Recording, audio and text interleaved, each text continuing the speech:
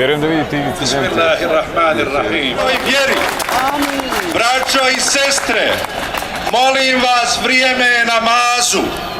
Vi koji ste došli ovdje da svojoj braći i sestrama klanjate dženazu, okrenite svoja lica prema tabutima, a ne prema onima